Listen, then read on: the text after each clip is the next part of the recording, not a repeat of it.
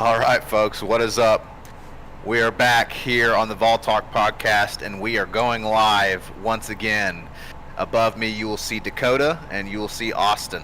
We've got Dakota on again as a guest for this playoff live reaction to the playoff rankings. Dakota, thanks for joining us.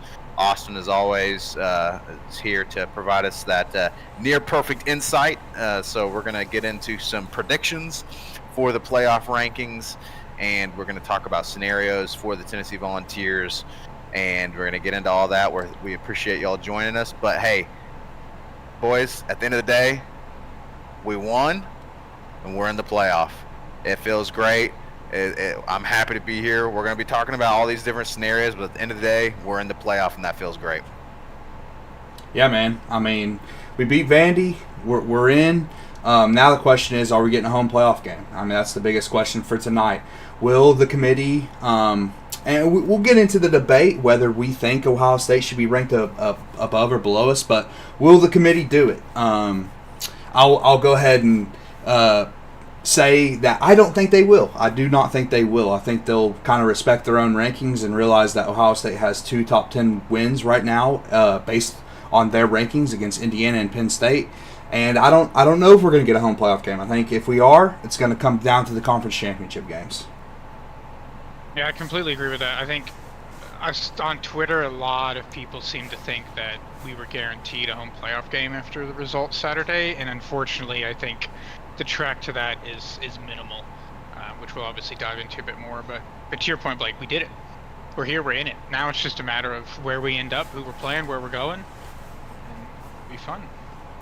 Yeah, we're thankful to be in, but now the debate, like y'all are saying, now the debate begins in terms of where are we going to land? Are we going to get that home playoff game? And Austin and I have talked a lot. We've all talked about the fact that will be a huge advantage, right? The home playoff game would be a huge advantage. Austin and I talked about that in the last episode on the Vandy review, so go and check that out. But yeah, the advantage will be huge, so we're hoping to get that home playoff game to then head towards the neutral site games, right, in the later rounds.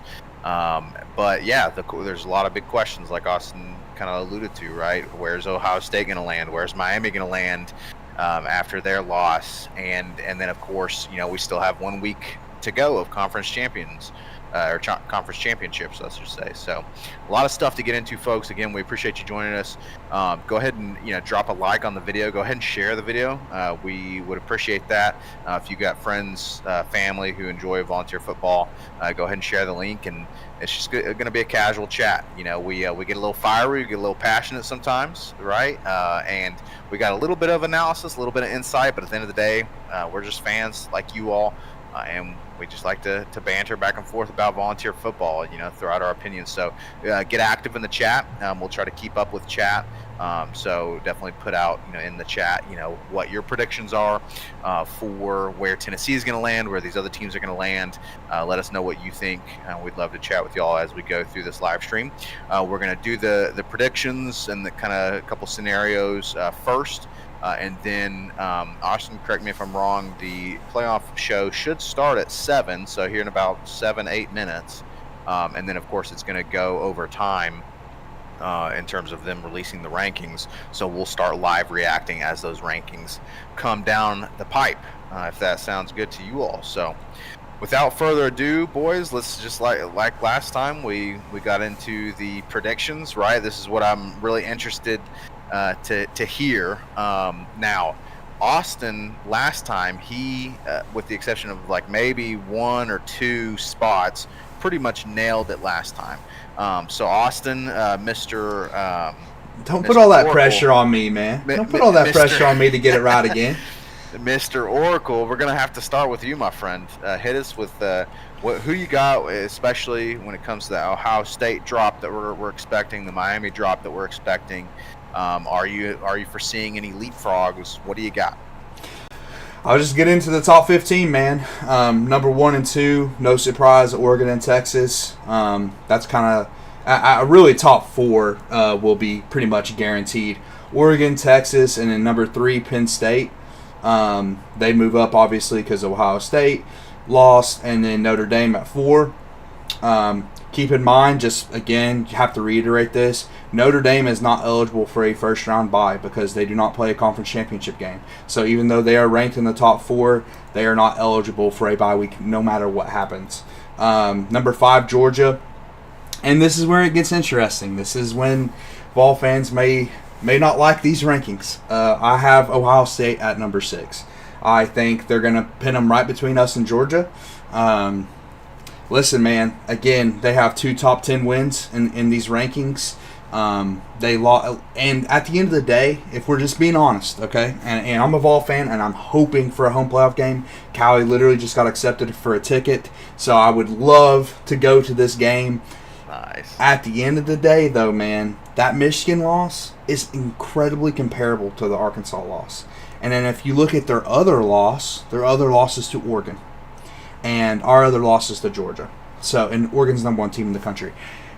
So, I know they just lost, and they did not look good, okay? And I would love to play them in Neyland. Oh, man, I would love to play them in Neyland. But I just think that's how the committee's going to come down on it. Tennessee at 7. I got SMU at 8. Indiana at 9. Boise at 10. This is where it gets interesting again. Okay, who will be ranked number 11?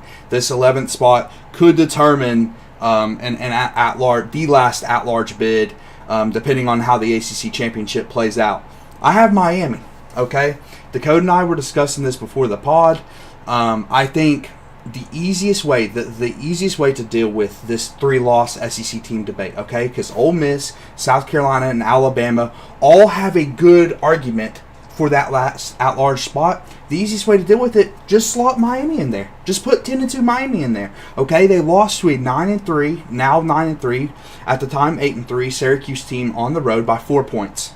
That loss isn't comparable to my 12th team, Alabama, 24-3 on the road against Oklahoma. Those losses aren't comparable. Okay, you could argue Syracuse is a better team than Oklahoma. That you have a very good argument for that. Oklahoma went 6-6, so I just think that's what the committee's going to do.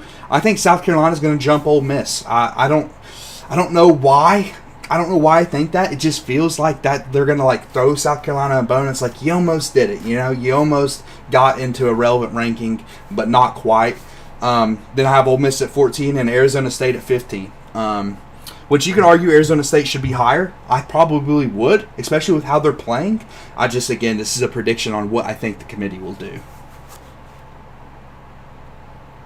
Good stuff. It's hard to argue with a lot of the things that you're pointing out there. I think I'm probably going to end up somewhere similar to you in terms of Ohio State. I think immediate reaction from a lot of people were, oh shoot, Ohio State lost. They're going to drop below Tennessee, and like Dakota mentioned, a lot of people were thinking that we're a lock for a home playoff game now, and I don't know that that's the case. So, Dakota, we'll throw it to you. Where do you come in on the Ohio State debate and Miami and the rest of the top 15 there? Yeah, so I think ours may be the exact same. So I have Oregon, Texas, Penn State, Notre Dame, Georgia at 5, and then I do agree. Unlike the AP and Coaches Bowl, I think Ohio State's going to come in ahead of us. And the main reason why, I think, is, yes, they just lost, and it was a bad loss, but like Austin pointed out, we both now have a bad loss. You can argue theirs is worse, which is fair, but at the end of the day, whether we agree with it or not, they have 2 top 10 wins as well, and their only other loss being to the number 1 team in the country who went undefeated, that they lost to by a point. So I think, and I know a lot of Tennessee fans are going to hate hearing that because of just how much I've seen things on Twitter, but I think unfortunately their resume is just slightly better than ours. And at the end of the day, really what that decision by the committee is, because they know how this is all going to play out. Like, remember, Austin kind of touched on it. Wherever we come in at, really we're 2 spots lower than that, because we're going to have the 2 automatic bids jump us, because the rest of the top, Notre Dame can't do it, and the rest are all Big Ten and SEC teams, so only 2 of them are going to get the top 4 seeds. But I think their resume is just unfortunately better. And really what the committee then is making a decision on is who should get a home playoff game. At the end of the day, they may not view, that's technically what they're getting to decide, because the way this will most likely play out is 8 versus 9 there. But I think they come in at 6 ahead of us. And then I think the rest of ours was the same. I agree. SMU comes up to 8, Indiana at 9, Boise State will be at 10, and then like Austin mentioned, I think the easiest out for the committee is to just, and it's justifiable to a degree, is just slap 2-loss Miami ahead of those SEC teams, and then you don't have to worry about any of the controversy. You picked one but not the others. The other scenario, by putting Miami at 11, that also gives you a backdoor thing if they want to do it, is SMU loses a close game to Clemson. You could just bump Miami down, drop SMU 3 spots to 11, and then they could still squeak in. So you kind of keep that back door open now to be able to still avoid those 3 SEC teams. And then Alabama at 12, and then I literally had the exact same thing. I think they'll do South Carolina a minor favor and say, you beat Clemson, you get to go above Ole Miss, but that's as far as you're going. Unfortunately, we like Bama more. Yeah. And then Ole Miss, and then Arizona State at 15. Y'all, it's, I'd like to. It's hard to disagree with y'all at this point, right? I want to mix it up. I don't want to be unanimous, but it's hard to disagree with y'all at this point. You'll make some solid points. So, in terms of, I'll get into my kind of rankings that we all agree. Obviously, Texas, Penn State, Notre Dame just kind of move up a slot, right? So Oregon 1, Texas 2, Penn State 3, Notre Dame 4. And then so Georgia sliding into number 5. I think that makes sense. And then again, here's where the debate comes, right? And I do agree with y'all. I think Dakota makes some great points in terms of the Ohio State resume, that it's just slightly better given the fact that their loss to Oregon was very close. And our loss to Georgia, while closer than the score looked, it was not as close, right? And so I think they're going to drop Ohio State to 6, and then we will slide up to 7. Now here's where I might differ from y'all. So I do think that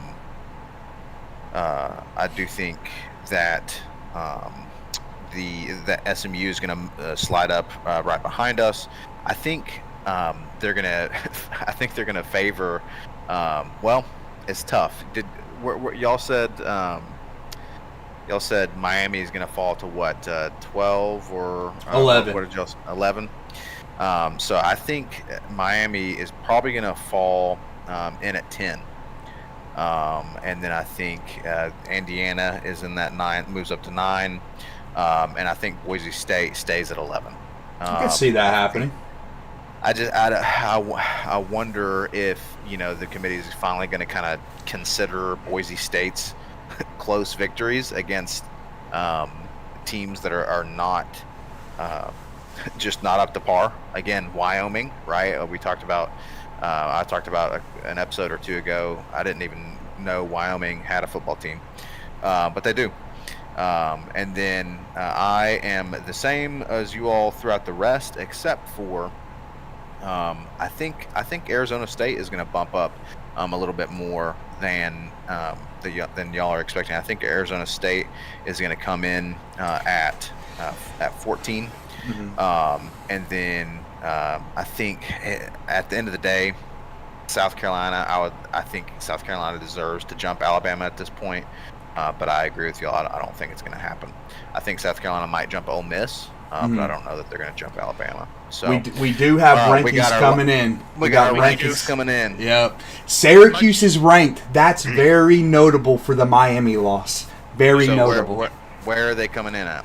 They just came in at 22, I believe, Dakota. Was that right? Or 23, something in that range? They've been the same as the AP. So far, it does kind of match the AP for the most part. Except Missouri's higher for some reason. Missouri's easily the most overranked team in these rankings, by the way. BYU is lower than they were in the AP, or the AP. Done at one spot. That's it. But I think Clemson didn't fall below them. Yeah, Clemson fell to 17 instead of 18. Okay. But they only fell 5 spots. I guess that is a ranked matchup, but that may be a bad sign for Miami. If Clemson falls 5 spots for losing to South Carolina, who is ranked. Yeah, true. God, all right. Score. All right, we gotta see, man. This is where things get interesting immediately because, like, again, a lot of this now, for those that don't know, the Big 12 championship is Iowa State, Arizona State, Yes. which is a play-in game essentially. Most Correct. likely will be the 12 seed. Yeah, it's where those like I- those big. Oh, sorry, Blake. Go ahead. Go ahead. No, I was just gonna say that is huge. I think for Miami in terms of where they're gonna fall with Syracuse coming in where they did for sure. Yeah, definitely. But I mean, really, these Big 12 teams and Boise's ranking are irrelevant, and even UNLV's rankings are relevant. It's like whoever wins these conference championships are making it. It's playing in. Arizona All right. State's still 15th. 15th. Okay. I didn't drop. 15. But here's where things get interesting. It is. Did South Carolina jump either of those teams? Ole Miss or South Carolina, I think they're gonna jump Ole Miss at least. They got to after which beating Ole Miss blew Clemson. them out. They didn't. They didn't. South Carolina is getting shafted.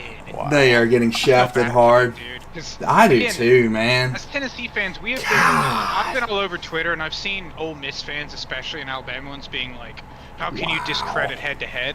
But as Tennessee fans, we've been looked in the face in 2 different But- years by the committee and said it didn't matter. Doesn't matter. Doesn't matter. This means Alabama will jump Miami. I think. I think so. I think they're in. I think they're Whoever in. has the 11th seed is in. Yeah, Ole Miss That is would 13. be unbelievable. Well, Alabama sneaks it's in not as well. guaranteed though. If SMU beats, or excuse me, if Clemson beats SMU, I think SMU could still get in. Here we go. Ole Miss at Dude, 13. So how if far none Miami of these, fall? if none of these SEC teams jumped Miami, why should Alabama? They played Auburn. They just, it just doesn't make any sense, dude. It's purely Alabama bias, in my If they opinion. did, if they're the only ones that did, that is insane. Insane! It makes no sense. It makes Like, and they no just- sense. Oh my God, Alabama's They did it. getting in. They did it. Miami is 12th. The committee. Joke, dude. All right, This we is got. a joke. That is crazy. I'm sorry. We just got to talk about it because at the end of the day, why? Why did it happen? 2 weeks ago.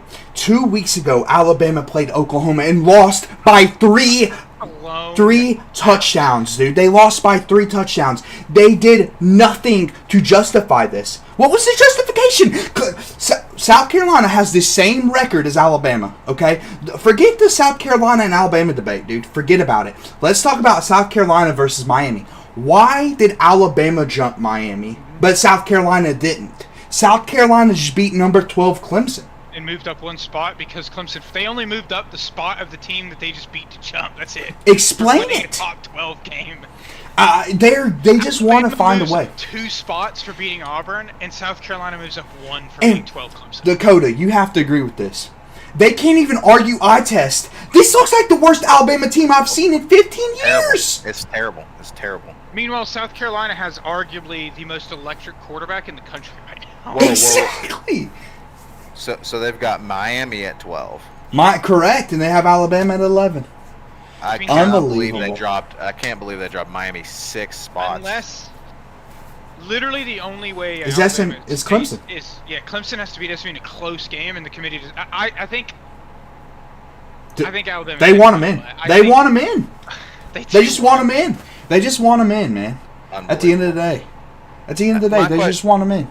My question is, how does you're saying Miami has a loss, fairly close loss to a ranked Syracuse team now, but they're rating a 2-loss Miami team under a 3-loss Arizona or Alabama team who just lost, as we mentioned, by 3 touchdowns to unranked Oklahoma.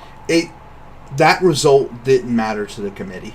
As long as Alabama had 3 losses, they were going to find a way into these rankings. At the end of the day, that's what this tells me. It doesn't matter, okay? Because, dude, you could argue that BYU has a better argument to be in these rankings than Alabama does. Alabama just got destroyed, man.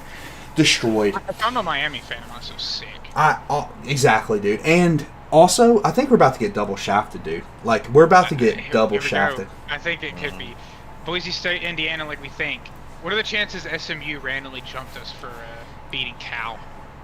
Pretty high, No, they probably, didn't. at this point. All right, here is where things get interesting.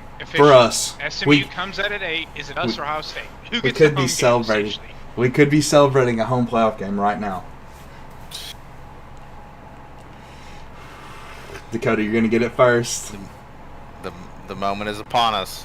Dakota, you gotta bring us the news. Give us a silent reaction just based on your face. Yeah, let's see your facial hair. I haven't done anything yet, so they're really milking it. Well, they know this is the next like big thing, and we're about to see if it's SEC bias versus Alabama bias. By the way, Right. that's what we're about to find out. Is it SEC bias or is it just Alabama bias? That's what we're about to find out. And Dakota's face, it's Ohio. It's us next. I know. Yeah. I knew it. Bias. I fucking knew it, dude. This committee can go kick rocks, dude. I'm sorry. I'm not meaning to drop an F-bomb for our. If we have any children in the chat, this is ridiculous. This is ridiculous, dude. It's absolutely ridiculous, man. It's classic. So this immediately is going to start the conversations we can already start getting into, because the rest of this now doesn't matter. Unless Ohio State didn't even drop below Georgia, which would be fascinating. Surely not. Nope, they're sixth. So we were both right. They squeezed in between, which at the end of the day, the one positive in that, if we miss out on a home game, is if the rankings had stayed the same, because we still don't know what they're going to do with the conference champ losers, is a trip to Athens is much worse than a trip to Columbus, in my opinion. But True. But now you can start talking about scenarios, because really everything now, the Big It's Ten chalk. the Big 12 championship means nothing to us. The ACC championship really means nothing to us specifically. It does to people behind us, but not us. The ACC or the SEC and Big Ten championship games are the only thing that could possibly affect us, and really what we would root for are blowouts by Oregon and Texas. Yeah. The lower teams, Penn State and Georgia, need to get blown out. I think that's the only hope of jumping. Dakota, do you think there's any scenario where Georgia blows out Texas and we get that benefit of the doubt?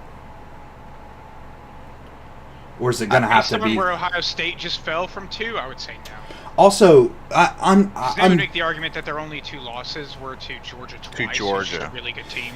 Listen, I think Georgia should have jumped Ohio State. Let me just make that clear. And I think there's a very good argument for us not jumping Ohio State. However, if we're just looking on what happened in Week 14, explain it to me.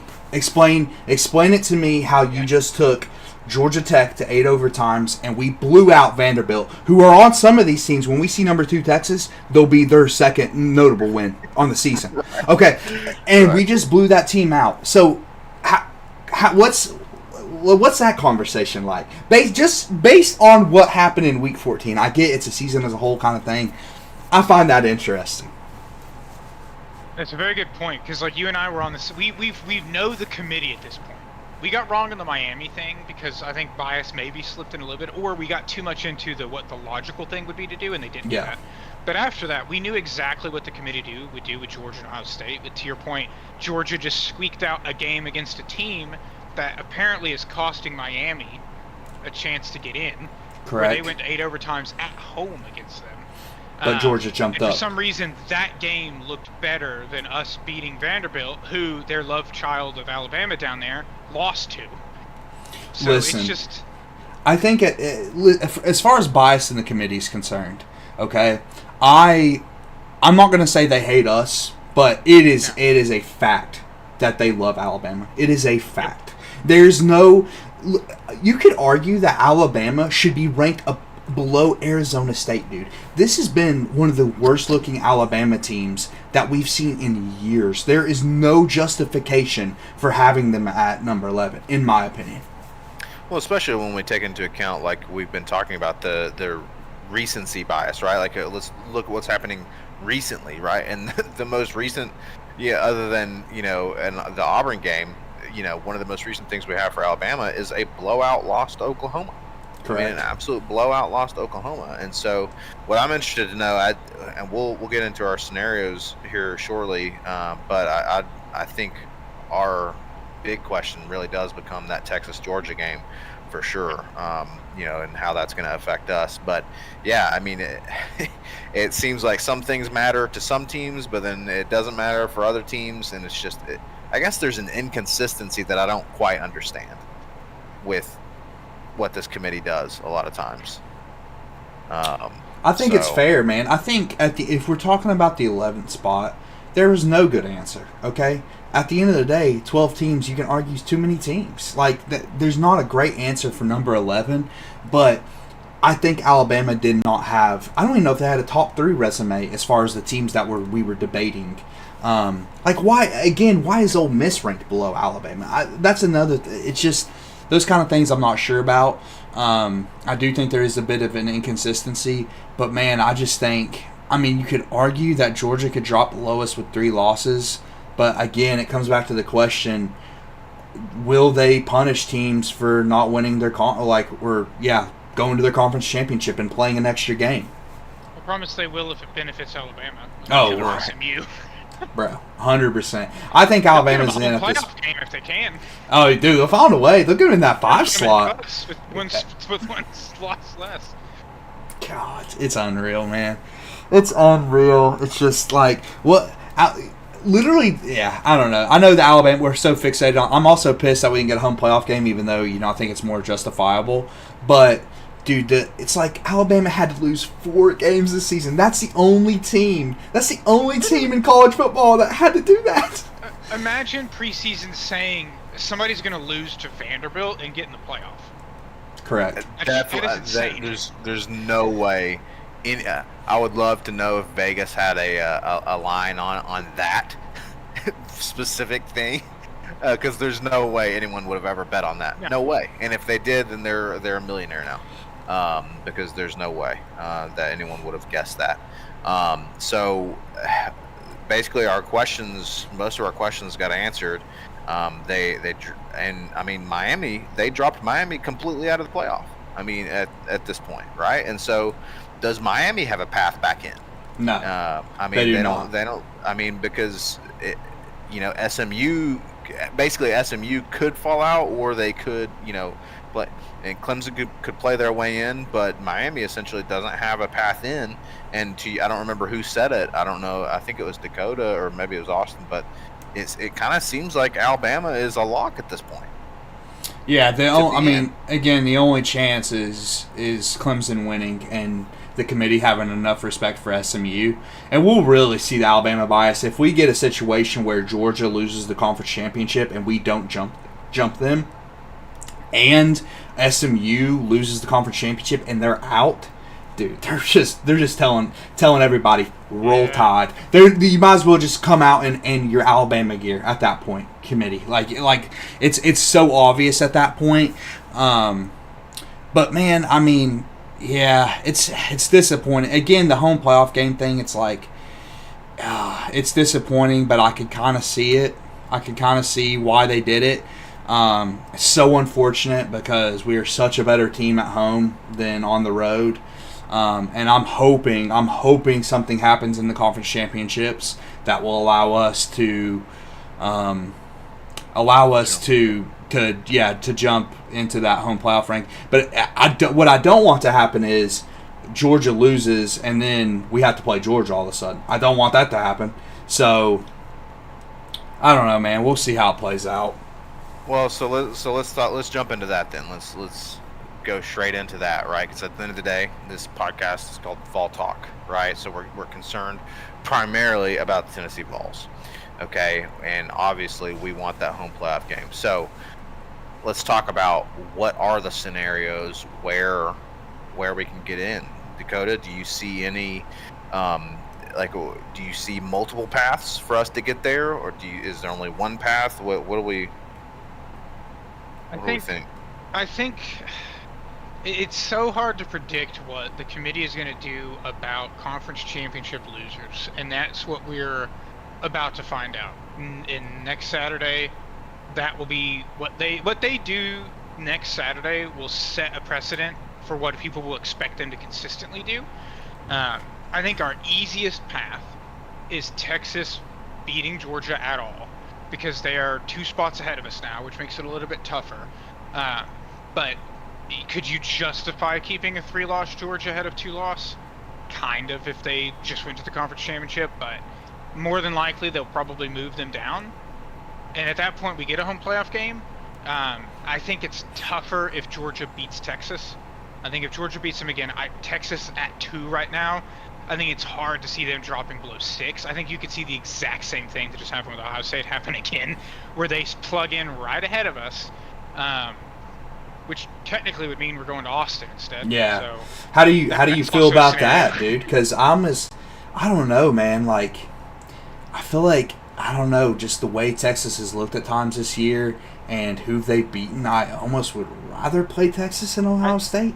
Especially, they're going to have the very interesting part about all this too that we've not touched on a ton because we've not gotten to this point yet is these teams playing in conference championships are going to have a week less to prepare and get healthy than the teams who didn't play them. So we're going to have an extra week of rest. If we do end up playing Texas, then we have an extra week of rest. Quinn has been fighting an injury for like all the season. last 6 weeks, it seems like. So I think I would agree with that. I think I would rather go to Austin than Columbus at this point, to be completely honest, because they have not looked dominant really at any point. Ohio State has looked dominant at times, but Texas really hasn't. I mean, we've played a lot of the same opponents. Sure, they beat Arkansas in like a close 20-10 slugfest, but other than that, like our games are all pretty similar, and I think we kind of match up relatively well to them. Yeah. And you also have an epic Kelvin Banks Jr. Top tackle prospect versus James Pierce Jr., which would just be an epic showdown. That would. But I think that is a scenario, and then I think if Oregon blows out Penn State, I think they could drop because they don't have any quality wins still. Like they really don't. I think Illinois is ranked again, and I think that's their best win. So if Oregon goes out there and just handles Penn State, I could see the committee saying, all right, you're a lock to be in this, obviously, but because you look so bad recently, you deserve to play, a road playoff game now, or you know what I mean? Yeah. So Dude. that could be a scenario. Which then, if that happens, that's best case scenario. Either they go below us and we play Penn State at home, or if they dropped even further, I mean, you could still get Indiana at home. I like those scenarios. Nice. I would love for that to happen. Can we sign up for that? Give me No. that. Your Eller beast. He'd have No, a this is not going to happen. But let's do a little let's play a game. Let's do a little mind exercise, okay? What happens if Oregon somehow, some way loses to Penn State and Texas loses to Georgia? Do you see a Penn State taking the top overall seed, which would be mind-boggling to me? You see Penn State coming in. They probably at number would, one, right? and then where do you see Notre Dame coming in at? Do they just slide up into 2? No, and then remember, all of a sudden, Notre Dame can't go to 2. The highest they can go is 5, as far as the seeding is concerned. oh well, that's right, because they Yes. don't. Well, that's kind of hurting them, I guess, then because of big their time. lack of conference. So okay, so that makes it even a bigger question then, right? So okay, so Georgia then is the 2 seed if Georgia beats Texas, right? Penn State comes in at the 1 seed maybe, and then what happens from there, right? Yeah, I think definitely if that scenario played out, Penn State would definitely be number 1 because you're not going to put the 2-loss Georgia ahead of Penn State. I wouldn't think, especially if you beat the number 1 team. Yeah, I don't know, man. I think, man, that scenario where Penn State gets blown out and drops below us, because not only would we not have to play Ohio State, but we also get the home game. God, that would be fantastic. I mean, right now, dude, I hate to be pessimistic. This is worst case scenario in these playoffs right now. Like, where we are seated, where we have to go. We're playing one of the most talented teams in college football who just happen to lose to their biggest rival because they just can't beat that team. But we're still playing really probably a top 3 team, honestly. Like, just talent-wise, how they played all season, and plus we have to go there. And then if we somehow come out of that game, if Oregon or even Penn State, although I feel a lot more confident about Penn State, having to play Oregon on a neutral field, that is like, all of a sudden this 9 seed looks like the worst seed possible in the playoffs. And of course the committee just, oh, here you go, Tennessee. I think a lot of people have forgotten that Ohio State lost to Oregon by a point, where they could have had a chance to kick a game-winning field goal had Will Howard not just had to lapse of judgment moment and sliding on a play. They could have had an opportunity to win that game. So, like Austin's point, they are just as good as the number 1 team in the country, and their one loss is rivalry week, as we just saw with Georgia Tech. Does anybody actually think Georgia Tech is as good as Georgia? Of course not a chance. But rivalry week throws everything out the window. So Ohio State is probably the worst draw you could get. We're probably playing, to Austin's point, talent-wise, a top 2 to 3 team, and then the 8-9 seed is basically the opposite of the 5. 5 is where you want to be if you're not getting a first-round bye. 8 to 9 is the last thing you want, because to Austin's point, we would get arguably a top 3 team in the country on the road at the first round. Then most likely we're playing Oregon, the number 1 team in the country, on a neutral field. And then that 5 seed we just talked about is probably who you're playing after that, who just got to beat up on the Big 12 champ and a group of 5 team. So they're going to be fresh. Yeah, so you get them after you've already gone through a gauntlet. It's so unfortunate. What you're telling me is, Alabama is in a better position than us right now, and essentially, you want. We should have lost 3 games. That way we could have slid in an Alabama slot. That's essentially what we're looking at right now. Yeah, I mean, I think especially after the first round, it's without question an easier road. Without question. Be depressing even more. Well, obviously, it would change. Just throw fuel on the fire, man. F it. Just throw fuel on the fire. Why not? If we did lose to Arkansas, if we did not lose to Arkansas, would we be 2nd or 3rd right now, most likely? 2nd. And I think and we'd be second. playing Texas. It'd be 2 versus 3, and at worst, we're dropping to 5 or 6 if we lose that. So the Arkansas game probably cost us the home playoff game. And, well, obviously a championship. Well, exactly. Exactly. It cost us a home playoff game for sure. It definitely cost us a home playoff game, and yeah, dude, I mean, that loss is just now the bane of our existence, because, I mean, you have a chance to play for the first overall seed in the college football playoff if you just win that game. So, it's unfortunate, man, but... I mean, the playoffs, though, we were all excited about when this happened, though. When we found out 12-team was coming, is that we were going to get just epic matchups that you never get. And at the end of the day, we're still getting. Yep. If it ends up playing out like this and we're going to Columbus, I mean, Tennessee at Ohio State is one of the most marquee matchups you could possibly have to kick off the... I mean, especially of the games that's most likely to happen. If things play out like they are, the first round is insane. Because you're also going to get Alabama at Notre Dame. It's going to be a wild first round. But, yeah, I mean, in terms of what the 12-team playoff gives us, an epic matchup, like 2 powerhouse programs like Tennessee and Ohio State to start things off is awesome. It's going to be fun, and I honestly, dude, I like the matchup against Ohio State. I would rather play another team, obviously, because we just talked about the talent. Yeah.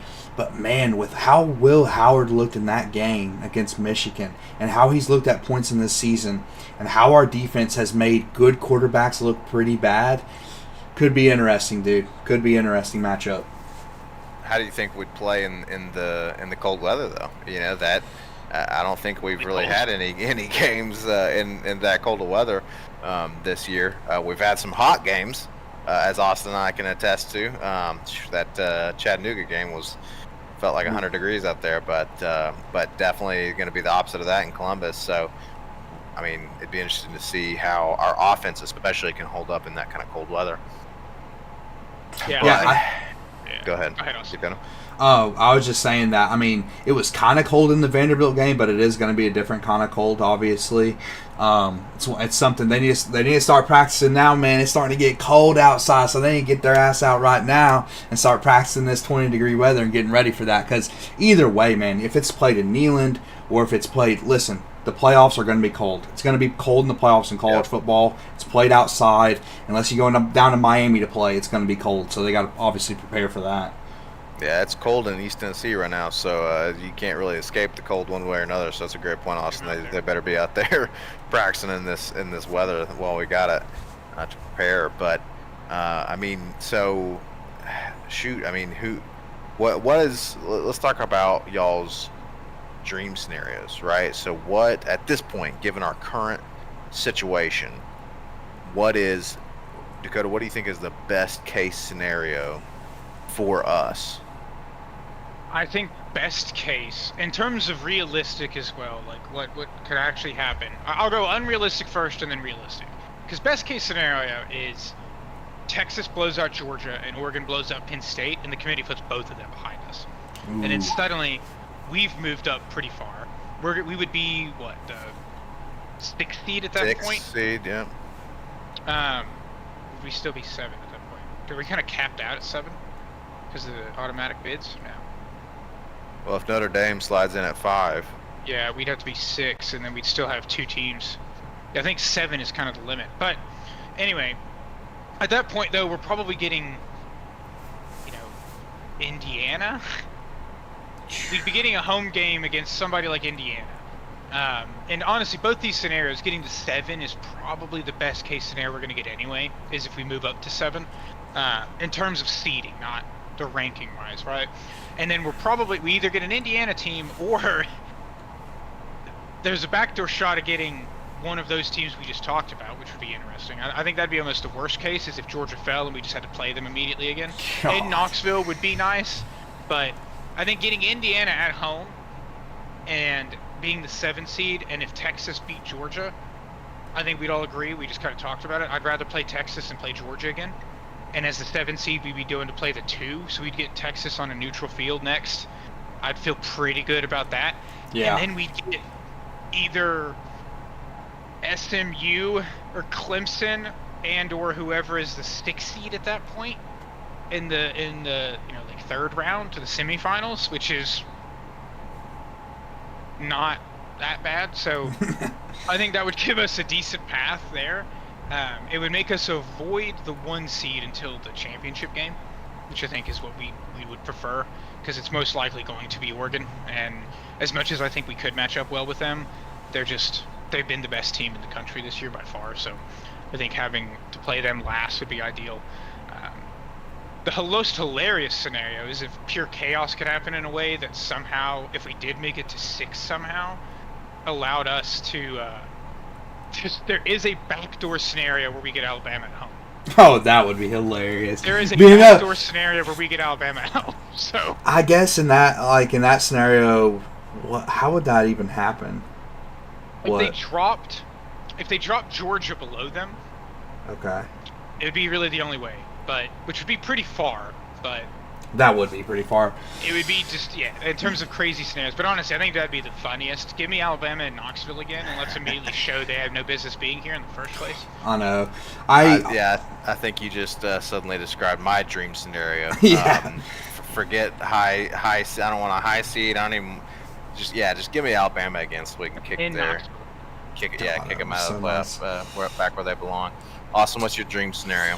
I mean, basically my dream is just somehow we slip into a home game somehow, because no matter what at this point, if we slip into a home game, we're not playing Ohio State because they're ahead of us. So we also don't have to play out Ohio State. So we're either playing like the following Georgia, Texas, like one of those teams. And I think I feel better about that than having to go to Columbus at the end of the day, even if it is Georgia, because Georgia, I've talked about it, how Kirby just cares about that game more than any other. Hopefully they've already used that juice this year, and if we get Georgia, they've still looked incredibly vulnerable at points this season. So, and we get at home, so that would be pretty nice. If somehow some of those scenarios play out with Penn State or Indiana, and we get one of those teams at home, oh, that's barbecue chicken, bro. We're going to the next round if we play one of those teams at home. That I would agree with. I would love to get that matchup for sure at home. Give me Indiana again. Mad respect to Indiana and their season, but man, give me that barbecue chicken all day long. And even Penn State, really, because we've talked about kind of extensively about Penn State, and they just they're there by way of their record and their name, right? The fact that they have that record and they have that name in the conference that they're in, because they don't really have any marquee wins. Same with Texas. So I'd love that. But let's talk real briefly about what is we got to get this out of the way. What are the worst case scenarios? I mean, Dakota, I think you kind of already talked about it. We're kind of in the worst case scenario right now, really. Yeah, there's not a ton that can go on behind us now, so we are in like a sweet spot in terms of not having to worry about a ton messing with us, because what is guaranteed to happen is Boise State or UNLV, the winner of that game, is jumping up Um, well, I guess it's more of one of those teams is jumping in, but we're guaranteed to get jumped by 2 conference champs, most likely being the group of 5 right now, which would be Boise State, and then the ACC champ. And then the Big 12 is going to slot in at 12. So in terms of those champs jumping us, that's going to happen. Outside of that, it kind of limits what can happen. It would be very interesting to see what they do after conference championship weekend, because clearly they didn't care about South Carolina's win. But if Clemson wins the ACC championship, it's hard for me to ever justify moving teams when they don't play. But if Clemson wins the ACC and South Carolina just beat them, in a weird way, you just have a reason to move them up again. They are technically the ACC champs, really. Why do they not deserve to be in if they just beat technically the best team in the ACC? That's bold. So that would make things chaotic behind us. But in terms of, doomsday, there's not a ton that can move us. I think, unfortunately, doomsday is committee saying you made it to a conference championship. We're not going to punish you for having to play one extra game. And so we end up staying exactly where we are, and we have a trip up to Columbus. And then being that 8 and 9 seed is just tough. So. I actually think worst case scenario is Georgia loses a close game to Texas and bumps down 1 slot. Oh. And then it's back down to Sanford Stadium where exactly. Like I would much rather play Ohio State at Ohio State despite the cold than go down to Georgia again, because we ain't beating Georgia at Georgia. Like Heupel's already shown us that ain't happening. So that to me is worst case scenario, unfortunately. And let's be clear that the committee will certainly heavily factor the head-to-head in that scenario. It will be extremely important in that scenario. So what will be very interesting with that is one thing that we're get to see, because it's happening right now the way they've done it, is how much will the committee, when it comes to things like this, where like the teams that are getting in at this point are kind of locked for the most part, like with the ones we just talked about, right? How much does the matchups now weigh in? Because they clearly decided Ohio State deserves a home game. They've made that decision consciously. But now you end up with, Ohio State, Tennessee. You're getting Alabama, Notre Dame. What does that play a role when they do these rankings after those championship games happen, where it's like, we don't want to send Tennessee back down to that. Why would we want another SEC game in the playoff when we could get these other matchups where it's going to be better viewership? That's true. You know what I mean? And, like, we've already admitted that plays a role in some of this, so it'd be interesting to see if they want marquee matchups out of conference-wise, which is kind of the big play on having a playoff like this. At the end of the day, dude, you're making a great point, because you brought up just a couple weeks ago how the reason ESPN is biased towards a team like Alabama and the rankings are biased towards them is for the ratings, because you get Alabama football in, they're one of the biggest brands in college football. I was just scrolling through Twitter and saw on some of the shouty shows, Dakota, the First Takes of the world, the Get Ups of the world, guess who they're talking about? Alabama. They're talking about Alabama because that's all anybody gives a shit about, apparently, as far as like the casual fan base of college football is concerned. And so that's why you see them slot into a slot like 11, just keep them right on the doorstep, And I think, honestly, at this point, I'm convinced that even if, SMU loses a close game, by SMU, Alabama's getting in. That's what I'm convinced of right now, just based on what they've done already. And yeah, dude, you would be crazy to say that ratings and things like that aren't playing a role in determining where teams are seated and the rankings as a whole. Yeah, I think one thing that is going to be very interesting too, which we've not talked about here from like a wins-loss perspective. We tend to completely agree Alabama's going to get in over SMU, but it is going to be, again, setting precedents. If you set the precedent that going to your conference championship game, playing an extra game, and assuming it's a close loss, means you don't get to get in, because at that point, SMU will have 1 less loss than Alabama and 2 more wins. Very good point. And the committee to say that doesn't matter will be bold. So there is still the chance that they slip in just ahead of them, and they're putting them there as like the threshold where, give us a reason to put you in, Bama. Let SMU mess up. Because if SMU loses like a field goal to Clemson, like they're driving late, can't win the game, do you really think 11-2 SMU should fall completely out? And again, if they set that precedent, I mean, the ACC's already been a little, them seeing Miami at 12 right now and getting Alabama ahead of them, the ACC's already probably pretty pissed off. Oh, yeah. So if you then kick SMU out as an 11-win team, you're going to have some I mean, the ACC might fold tomorrow. No question, dude. And to remind the audience, SMU's only loss is a 10-2 BYU. Like early in the season. We're talking like the first 3 games of the season, they lost an out-of-conference game to BYU. So SMU has really played well all season long. And it will be interesting, man, because, man, that's a terrible precedent to set, in my opinion, a team who earned their way into the conference championship. Because it's different if you're reseeding teams, I think. But with SMU, you're taking them out. It's versus being in versus out. It's different than like saying, okay, Georgia's going to drop 2 spots from losing to Texas because they're still in. Now, it might decide a home playoff game or not. But, dude, they're talking about SMU's in or they're not. And a 3-point loss to a Clemson team, who, by the way, they just had ranked number 12 in these rankings. So they obviously think pretty highly of Clemson. I think it would be terrible, man. I really do. I think it would show clear and obvious Alabama bias. And Austin, you and I talked about. I mentioned, a couple episodes ago that, I thought that SMU might be one of the scarier, teams in this bracket in terms of, how they've been playing and just, kind of their pedigree and what they look like coming to this playoff. So, yeah, it's at the end of the day. Unfortunately, I hate that we talked about this about Alabama sneaking in, and unfortunately, we're looking at it being true right now. Just shout out in the chat to Chris Chambers. He says Bama will have gravy, Notre Dame, and then probably SMU. And go Irish.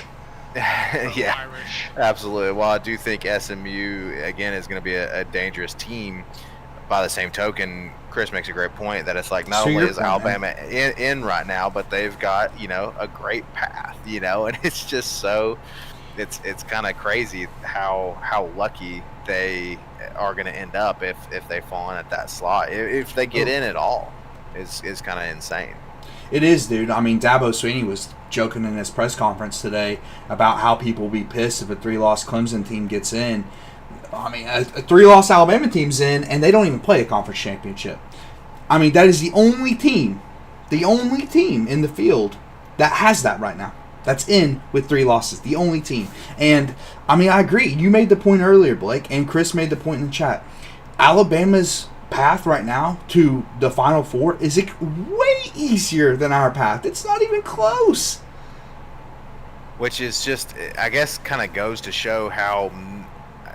I mean, did they just completely botch the seeding system, right? I mean, because in what world, you look at college basketball, and college basketball is obviously those 8-9 games end up being kind of, weird, and obviously there's trap games everywhere throughout the college basketball brackets, but at the end of the day, what other bracket is there a scenario where you want to come in at the 5 seed, or you would rather come in at the 11 or 12 seed than the 8 seed or 9 seed?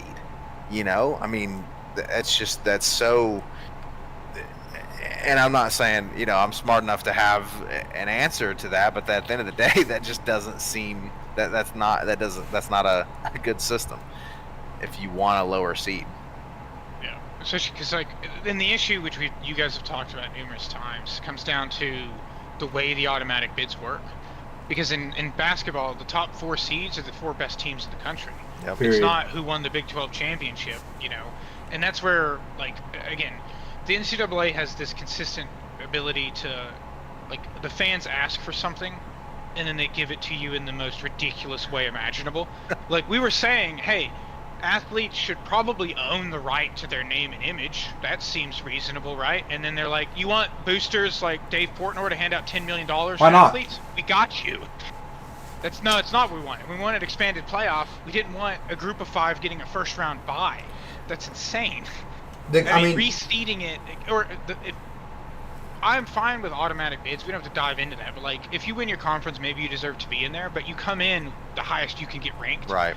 Not jumping up. So then at the end of the day, the 4 best teams in the country get a bye week. I don't think that's a crazy thought. No, it made way more sense. And the problem was that they had to get all these conference presidents to sign off on it. Because, to your point, Dakota, there's no leadership in the if there's centralized leadership in the NCAA, you don't care what the conference presidents have to say. None. There's no discussion. You make the decision. You say, hey, this is how it is. We're putting the best 12 teams in. Or, to Dakota's point, we're going to have these auto bids for at least the Power 4 conferences. But if you're a Clemson, you're ranked 17th in our rankings, the highest you can go is 12. Because at the end of the day right now, if UNLV wins, okay, this is another thing we haven't talked about. If UNLV wins, Clemson's number 4. Clemson's number 4. Because they are going to be ranked ahead of UNLV unless they for some reason consider Clemson's or UNLV's win over Boise better than Clemson's win over SMU, which would make zero sense considering SMU's ranked higher in the rankings. So you're talking about a team going that's barely cracking the top 20, surging all the way up to a bye week. I mean, it's because, again, it all comes down to what Dakota said, the lack of leadership in the NCAA. There's no leadership in the NCAA, and that's how you get a unwell thought out playoff ranking like we have. Well, and you've got, the conferences are obviously self-interested, right? And so they're wanting to look out for themselves. And you all, talked about what you and I have talked about before, Austin, with, the ratings playing a factor. Look, let's not be naive, right? If we, the playoff committee, the NCAA, all these different stakeholders, obviously they're stakeholders. They have an interest, right? And that interest ultimately, for pretty much everything, comes down to money, right? Including the media, and so if it obviously that plays some factor, and then you're naive to believe if it's completely objective and doesn't play a factor at all. I'm not saying they're necessarily corrupt, but I'm saying you obviously have to recognize that there's a factor at play there in terms of the money and the self-interest, right? So it's definitely, I was going to mention that a second ago, Austin, this scenario where, like you said, UNLV wins and all of a sudden you have these teams that are getting a bye week and just are barely not even in the top 15. I mean, that scenario is crazy because I hadn't even really thought about that. If UNLV wins, then there's a chance number 16 and 17 are number 3 and 4 next weekend. Because if UNLV wins, it's not just Clemson jumping up, but the winner of Arizona State, Iowa State is also suddenly a top 4 team. And number 20 is number 12. And listen, again, I to a certain extent agree, Power 4 conference champions. I don't think Group of 5 conference champions should get an auto bid, personally. Yeah, exactly. They don't need to be ranked that high. Because a year like this, think about it, we don't need the auto bid if Boise State wins. But we would if UNLV wins, which a team like UNLV doesn't belong in the playoff. Now, a team like Boise, especially if they win, definitely probably does, because they have this electric player. They've actually have been tested against a team like Oregon, and again, they've built a resume based on that loss. So to me, it just the auto bids just don't make a whole lot of sense, especially the auto seeding. But yeah, man, I mean, they have a lot to hash out in the next iteration of this playoff system. One thing we've chatted on with our game before, when we talked about the Ole Miss, Alabama, Georgia, and us situation, is the timing of your losses. And I think that's another massive scenario here, which is pretty tragic for Miami. But if Miami had lost to Syracuse on week 7, and it spent the last 5 weeks, even with 2 losses, but it spent the last 5 weeks just building their resume, working their way back up, would they still be below Alabama with 2 losses? And we don't know, but it's an interesting question, because again, when you lose matters so much. And South Carolina fans were just talking about this, of it's crazy, because I'm no fan of Shane Beamer, can't really stand the guy, and obviously we have a disdain towards Alabama. But I genuinely feel for South Carolina fans, because they're in the opposite boat we've been in, where we've sat on the other side where we beat Alabama and had to see them be ranked ahead of us in 2 different instances, and now South Carolina has essentially done what Alabama did that year in 22. They had a loss, they then won out, and they're like, the committee decided, okay, you've done enough since then to say we don't care that you lost to this team head-to-head. And now South Carolina's not getting the same benefit of the doubt when they've arguably looked like a top 5 team in the past 6 weeks. And, dude, this all comes back to Blake has made this point on numerous occasions. It's the inconsistencies. Because some of the, like Miami's recent loss matters a lot. Alabama's loss 2 weeks ago doesn't.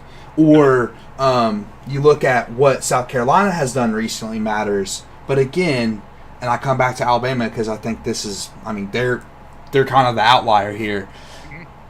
Their recent results don't matter. Because, listen, dude, you cannot tell me that a 14-point win against Auburn, okay? Auburn is horrendous, should be the reason you got in or out of the playoffs, okay? Like, that just doesn't make any sense to me at all. And again, the head-to-head thing, that is a huge inconsistency with this committee.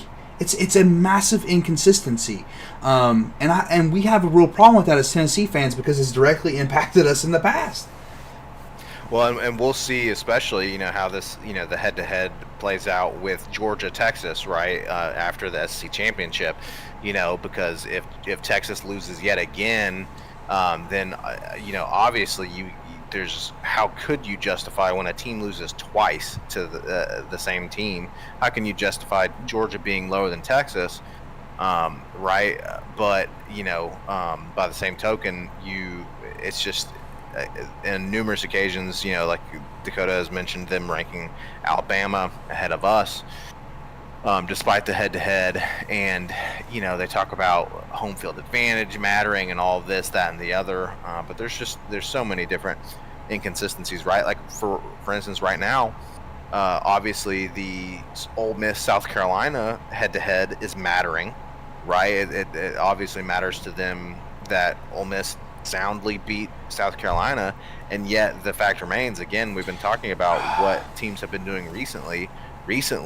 South Carolina, Ole Miss has been on the downtrend, and South Carolina has shown that they have been on the uptrend, and they have been a better team in the past few weeks. So, and I get it. It's not something that I envy in terms of having to decide all these things. But at the end of the day, it's just there has to be some sort of consistency to it, and there's not. And just the fact that, I mean, I don't want to harp on it, but man, I knew it was the BVS pessimism in me that knew that Alabama was going to sneak in like they did, and sure enough, here they are.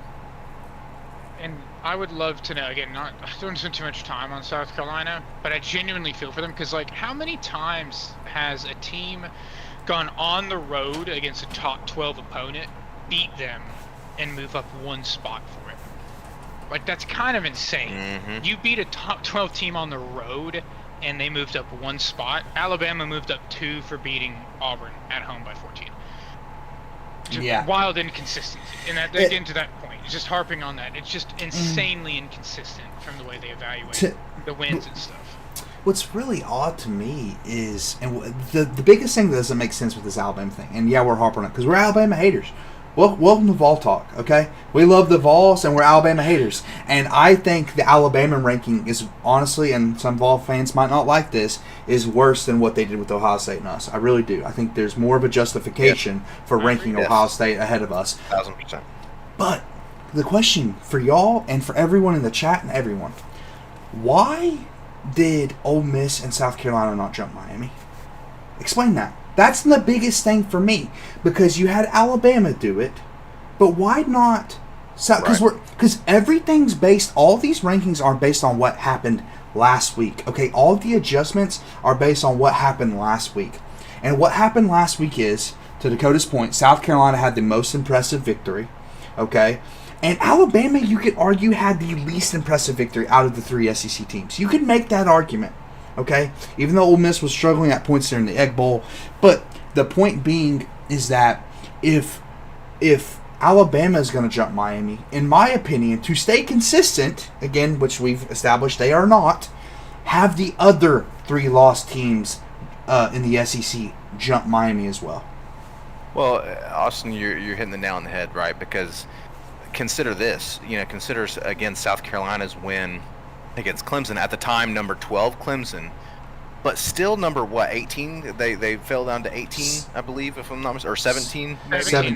17. The number 17 team in the country, South Carolina beat. Okay, and again to your point, Austin, about where Miami fell as well. Miami lost a relatively close game to Syracuse, who is now ranked, the number 22 team in the country. Exactly. Okay, and Alabama beat Auburn at home by a pair of touchdowns when Auburn is bad. But what's funny is I don't even know if Auburn is as bad. Well, probably worse. But Oklahoma is a bad team. Yeah. Barely bowl eligible, if I'm not mistaken. Barely bowl eligible.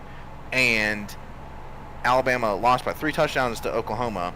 So that's Alabama's resume, right? In the past 2 weeks is losing by 3 touchdowns to Oklahoma, and then barely beating. Okay, not barely beating, but by a pair of touchdowns beating a bad Auburn team. And to your point, Austin, somehow Miami, a 2-loss Miami team, who just recently barely lost to a now ranked team, somehow slides below Alabama. For what? Again, to your point, what reason? What is the justification for that? Right? And I agree with Chris's point, because Dakota's made the argument for South Carolina, and I agree with him, and I agree with Chris's point as well. I don't think Ole Miss should be below Alabama. Like, Ole Miss and Alabama didn't play. You don't have that argument with them. And if you look at the Georgia result, because Dakota made this point a couple weeks ago, which was a brilliant point, Alabama is getting drugged by the Georgia win. Like, the Georgia win means everything for this football team. Everything. It means everything. So, but Ole Miss beat Georgia worse. That's the thing. Why is Ole Miss not getting the benefit of the doubt? And if you look at the losses that disqualified these teams, going back to when the Vols were out of the rankings and we needed some help, we got help from Alabama and Ole Miss. Well, Ole Miss lost by a touchdown to Florida, and Alabama lost by 3 touchdowns to Oklahoma. And I think we can all agree on this podcast, all 3 people who watch football outside of Tennessee, Florida is a much better football team than Oklahoma. Like, much better. It's not even close at this point. And this is coming from people who hate Florida. As much as we hate Alabama. Correct.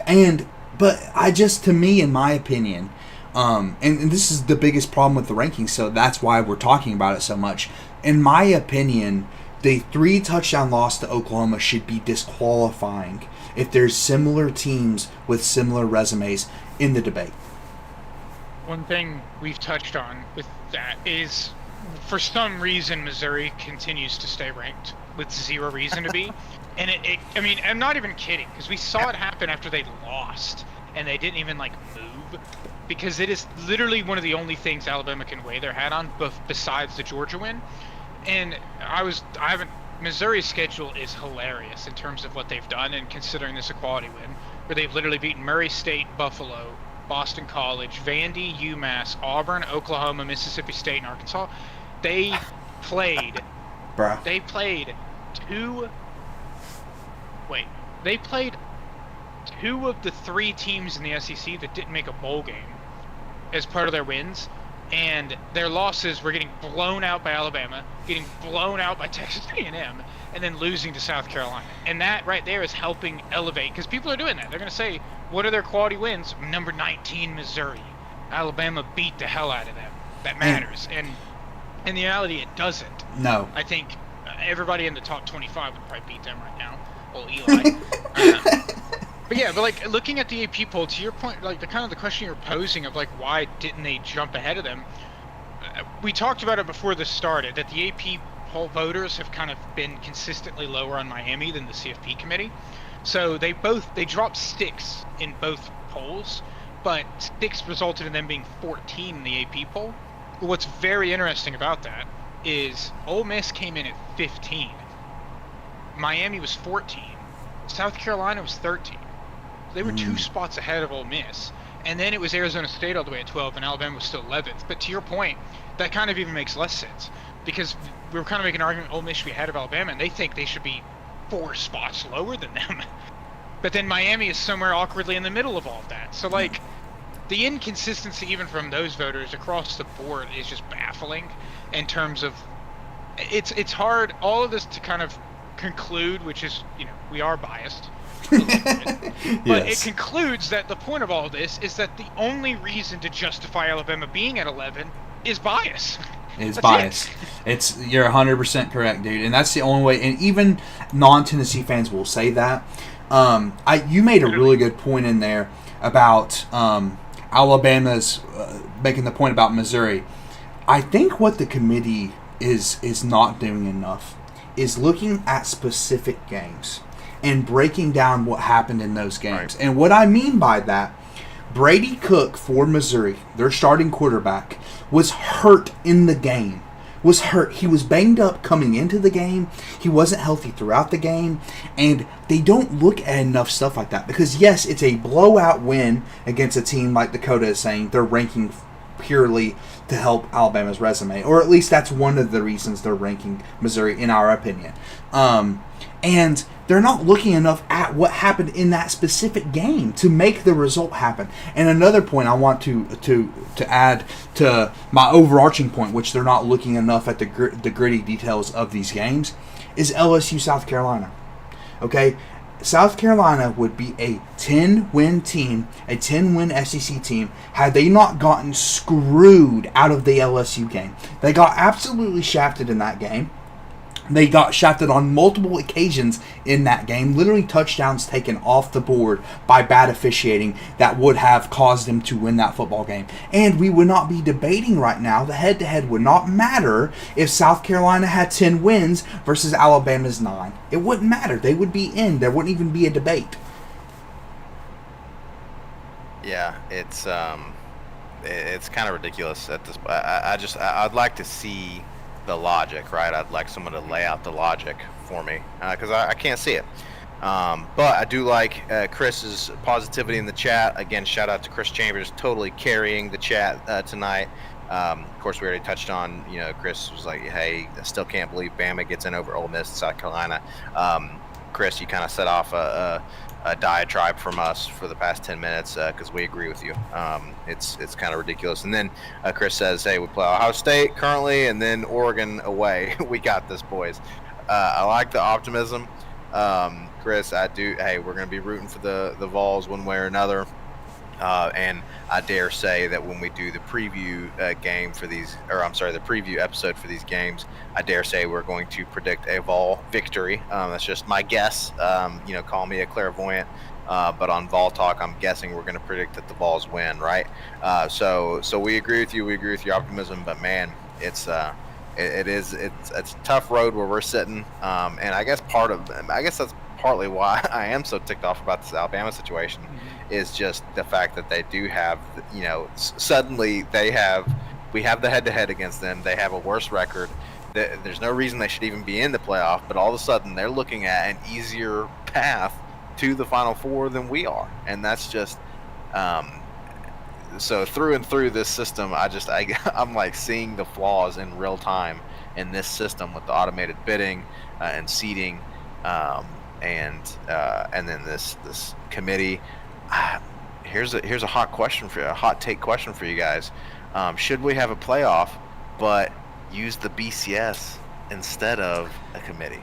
Let a computer do it. I was literally just about to bring that up. Like, I think it would be interesting because some people say bring back the BCS as a whole. Just 2 teams play for national championship. Of course, that's foolish. That's archaic thinking. This is the only sport for so many years that didn't have a playoff system. This sport needs a playoff, okay? It needs a playoff. However, if a computer generated, okay, if there is, and AI is better than ever. I mean, it's the BCS system as a whole would be better and more polished than ever. If that system generated the 12 best teams, and you could even still have the conference champions get in no matter what, things like that, but at least seed it correctly where 1 through 4 is just determined by the system who is the highest rated, okay, out of these ratings, who are the best 12 teams. it would be interesting. I would just at least be curious to see what the rankings would look like compared to what the committee has come to. I agree, because you and I had chatted on this a little bit, where like it's impossible to have once it's up and running, it is technically bias free, right? The computer, you give the algorithm to it, it's going to do the calculation. There's technically no bias. The bias happens when it's programmed to make those decisions. So as long as there's no bias in that, Yes. you're fine. Because the thing that I completely agree, but we would need to have, I don't know how closely tied the FPI is to formerly the BCS rankings, because they currently have Alabama at 4, Yeah, it'd which be bad. is insane, ahead of Georgia, and Oregon is 6th as an undefeated team, which is bad. Like right now, if the FPI determined it, Oregon wouldn't even play for a national championship. So as long as the computer rankings takes, which wouldn't be difficult to do, right? We know what the playoff ranking criteria is supposed to be. Mm-hmm. You weight those things accordingly, then the computer should be able to do a better job and take the bias out of it, as long as that bias is eliminated on the front end, or the back end rather, right? And then the computer runs with it from there. I totally agree, dude. You made a lot of good points. I will say, though, I mean, the old BCS system, you never saw, like, 3-loss teams in, unless it was, like, a crazy year, like 2007 or something like that. So they did weigh, like, you have to have certain minimums, right? You can't say. Always kind of been shaky to a degree. Exactly. The FPI... It has SEC bias, like, buried into it, to be honest. And Alabama bias in particular, because I think if Alabama had 6 losses, the FPI would still have it in the top 10. I mean, like at the end of the day, Alabama could have 6 losses this season. They got beat for Louisville at 13. So exactly, dude. That thing is janky. You'd have to build a system with multiple different ways of coming out with a rating. One thing I will say, though, one thing that should not come close to that is the betting lines. The people who make arguments based on playoff seeding and rankings based on what the betting line would be, you're so foolish, dude. You're so foolish. Like, that shouldn't even be a conversation for so many different reasons, but I'll just leave it at you're an idiot if you use that kind of thing to determine your rankings and your ratings. But yeah, man, I think something's got... I mean, I think at the end of the day, when the contract runs out in 2025, there needs to be some different structure on seedings and how and what teams get in and things like that. So hopefully that happens. Yeah, hopefully. And I agree with you on the betting line thing. I mean, it's kind of funny to put value into something that isn't like a definitive evaluator of teams, as if like teams that are always the favorite always win. Like we just saw 3 touchdown Ohio State lose as favorites. So why should that ever matter? What I don't think is a bold statement to make is if the 12-team playoff continues as is, I think we could be sitting here literally 4 or 5 years from now and saying Alabama is the only 3-loss at-large to ever make it. Because we were looking at the rankings, I shared that earlier in our Twitter chat. This after conference championship weekend last year, we had 3 undefeated teams and like 4 teams with 1 loss fighting for that last spot. This year is just an anomaly in terms of losses. If we go back to even remotely that, I mean, you're going to have nothing but 1 and 2 loss teams getting in, and to see a 3-loss team immediately make it in is kind of baffling, and again, the Bama bias to it. But I wouldn't be surprised at all if we're sitting here in 5 years and they're the only 3-loss team as an at-large, right? Not an automatic bid to make it. You could be right about that. I will make the point, though, I think the way the conferences are now set up, you could see more of that because you're seeing more conference games. There are no divisions in pretty much every conference at this point.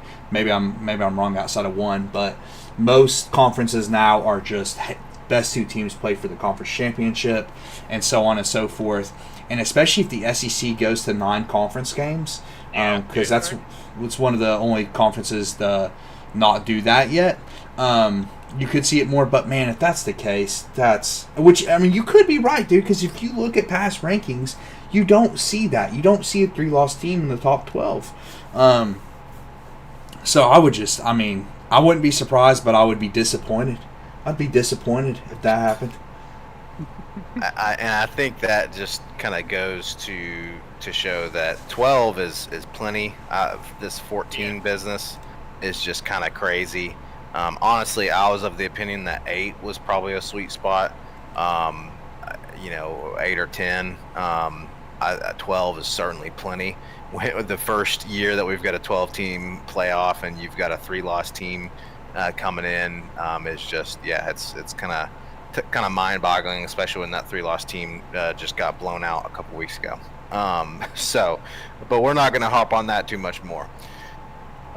Gentlemen, I will say that Mr. Joshua Pate has started his live reaction show as of a few minutes ago. So competing with Pate, huh? We're currently competing directly with Josh Pate in his college football show. So we might bleed some viewers over there. We got 3 viewers still hanging strong. So we appreciate you guys. And again, we appreciate everyone, Chris Chambers in the chat, throwing out those comments. We really appreciate y'all. Appreciate you guys tuning in. But we'll kind of tie a bow on this. At the end of the day, we're in. We're happy about that, right? We talked about at the top of the show. We kept saying win and you're in. We won, and now we're in, right? And so we are in the playoff. It's where we want to be. We'd rather be here than not in the playoff. But of course, we have some beef with, as I suspected we would. We had some beef with some of the results, so we'll continue to debate that. But what are y'all? Any last thoughts from you two on where Tennessee sits, what our prospect is heading into the playoff, and just overall the rankings that came out today? I'm just hoping we can somehow still squeak out a home playoff game, man. We'll just look what happens conference championship weekend, and I think we still plan on going live during the selection show. I don't know how that's going to look yet, whether it's just going to be me and Dakota or all of us, but we'll be live at some point during the selection show to react to that, and we'll see. Hopefully we can squeak out a home playoff game, though. I think, to your point, Blake, we beat Vanderbilt, and I didn't get to talk much on that. We actually did it, so we're in. We're locked. And Austin can testify to this. I'm probably the worst person to watch games with because I take pessimism to a new level where we give up like a 10-yard run and I'm like, terminate the football program, we're done. Scrap the whole thing. So the fact that we ended up coming back in that game, I think is also a massive way to end the season specifically. Road game where we were down 14-0 in the blink of an eye. Hadn't even been on the field really yet, and the way that everybody responded, and we can dive into this more next week and stuff, but like the way Nico's played in the year is huge. One thing I saw before jumping on here is that he, in the first 6 games of the season, he had 1 game above 70 PFF grade. And some people don't care about that, but I know Austin and I are both big PFF guys, and that was the Chattanooga game. So it's like, that doesn't mean a ton. No. Last 6 games, he had 1 game below a 70, which was Georgia. So Nico's playing the best he's played, and just in terms of that Ohio State matchup, if that's where things end up landing, defense travels in the cold weather. You want a defense that can win in the trenches, and you want to be able to run the ball, and luckily that's 2 of our strengths, so that could be a decent matchup if it is like, to be honest, we may want it to be like 10 degrees. Just like Dylan Sampson, and hope Deshaun Bishop should be fully healthy then. I think he was probably playing through stuff in the Vandy game still, so who knows how the Polynesian Prince will play in 10-degree weather, but the rest of the team, 10-degree weather may be exactly what they need, so excited to see how it all plays out next week fully. Potentially so, indeed. We will see what happens in this first round, and whether it be in the cold weather, whether we be in Knoxville. I will say this, we've talked about it before. If we have a playoff game in Knoxville, and especially if we win it, go ahead and do a health and wellness check on the 3 of us after that. There might be illegal activities happening. We may be in danger as a result of our own foolish actions. So we hope that the playoff game is in Knoxville, but we'll see. Austin, looked like you had something. Do you have something you wanted to say real quick? I mean, last thing I have to say is our basketballs are on TV right now. Number 3 in the country. Gotta shout out the basketball team. We'll have more basketball coverage once football season's over. They're playing Syracuse right now on ESPN and whipping up on them. And, I mean, they look good this year, man. I'm excited about that basketball team. Give me a score check on that, Austin, because my new father-in-law is a Syracuse fan. Ooh, So I'd love to. tough. Yeah, might not be a good night for him, right? Right now they, 12. yep, up about 12. Yep. The dark mode uniforms also look beautiful, but it is weird They seeing do. a different team wear orange while we're wearing black. But the dark mode looks sick. They do. They look good. And Tennessee just keeps winning. Whatever the sport, even down to the social media, the dark mode uniform drops for the football team and the basketball team. These I new have to give that a uniforms. shout. My old boss at my previous job played college football at Nevada. He was an offensive lineman there, so he has like no connections to Tennessee whatsoever. And I had a meeting with him a couple weeks ago, and he saw the dark mode reveal and was like, "That's one of the coolest videos I've ever seen for a uniform." So it's just cool to see how much of a reach that got to random people. So cool. That is- Shout out to the absolutely. social team. Yeah. Man, I tell you what, the Vol social media team does not miss. Shout out to those guys. Again, it's a great time to be a Tennessee Volunteer. No matter where you look, there's just excellence all around. Whatever the sport, whatever the circumstance, whether it be the social media, the uniforms, the different teams, it's a great time to be a Vol. So we're excited heading into the playoffs, folks. Again, we appreciate y'all joining. Again, huge shout out to Chris Chambers. He says, enjoyed the show. Go Big Orange. We couldn't agree more, Chris. Go Big Orange. We appreciate everyone tuning in. Real quick, like Austin mentioned, we will be going live next weekend, this coming weekend, for the final ranking reveals, or the final rankings reveal. It'll be the final seeding on, Austin, correct me if I'm wrong, Sunday. I believe the show is going to be 12 to 4 on Sunday. Correct. And that's the reveal. In terms of the situation for Vol Talk, we will keep you all posted. We'll probably be going live right at that same time, around noon. And so y'all go ahead and mark your calendars for that. Again, if you're watching right now, or if you're watching later, okay, if you catch this after the live show, and you're watching this and you've watched until now, first of all, a huge shout out. But hey, you obviously enjoyed it, so go ahead and give us a subscription. Go ahead and turn on that notification bell, and you'll be notified immediately once our live show is on, and you can join us for that reaction to the final playoff rankings that are dropping again Sunday, 12 p.m. Eastern time. So join us at Vol Talk for that. Otherwise, we appreciate you all, and your Tennessee Volunteers are in the college football playoff. Great time to be a Vol. Appreciate you guys. We'll see you next time. GBO.